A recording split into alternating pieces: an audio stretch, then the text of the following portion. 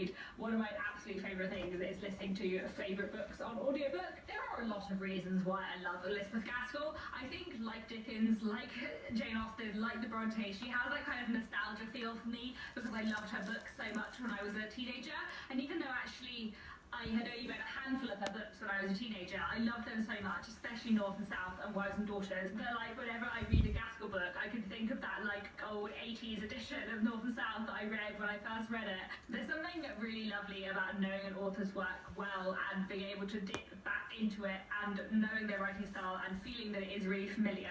Another thing I love about Elizabeth Gaskell is her huge variety. Like when I look at all the different books she wrote, they're all so different. Like, though I love her writing style and though her writing style is consistent, I also feel like he read all her books without knowing that they were all by the same person. You wouldn't necessarily think they were all by the same person. You know, there's Mary Barton and North and South, which are these kind of intensely urban industrial novels. There's Wives and Daughters, which is like a small town coming of age story. There's Cranford, which is like a small town story about super proto-feminist old ladies. There's Lois the Witch, which is, you know, historical fiction set in Salem about witch trials.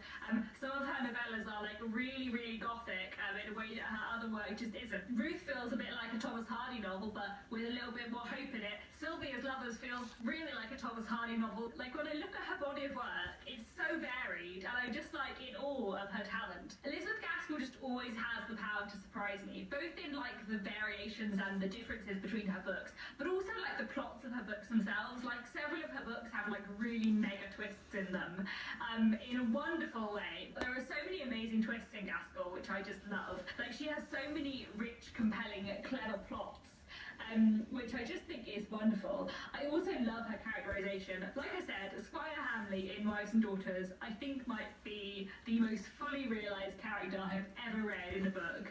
He's just amazingly done, and I feel like Gaskell is wonderful at creating and exploring characters, and she's really good in fact at creating characters who are very, very complex and layered. And you know, there are characters who do things wrong and they say wrong things or that are really judgmental or that mess up, but you still completely understand them and they feel so human. Like that's the thing about Gaskell. I feel like she gets a realism to a T because her characters are just so fully realised and so psychologically complex and so like just entirely real. I also love the themes in her books. I think her books really wonderfully look at social issues. Like the social critique in Elizabeth Gaskell is wonderful. The way she explores class and the position of women within the Victorian period is just absolutely fantastic. Like I love the way she writes about social issues. Basically, she's one of those authors that just writes fantastic Condition of England novels, and so many of her books, which are so different, are Condition of England novels, which I love as well. Like yes, North and South and Mary Barton, which are so strongly about class and right at their heart,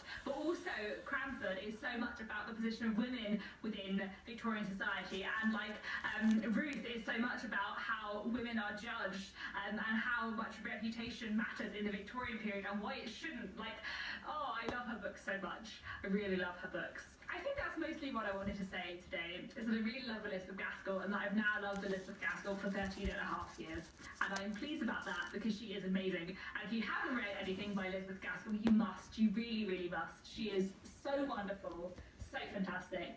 I highly recommend starting with North and South, though Wives and Daughters is also a wonderful place to start. I will warn you that Wives and Daughters is like missing its last maybe 20 pages. Elizabeth Gaskell died just before writing the very, very end. Like it's not too unsatisfying because you know what's going to happen, but it is a little bit galling to just miss those final few pages. I wouldn't necessarily recommend starting with Cranford because it is quite episodic.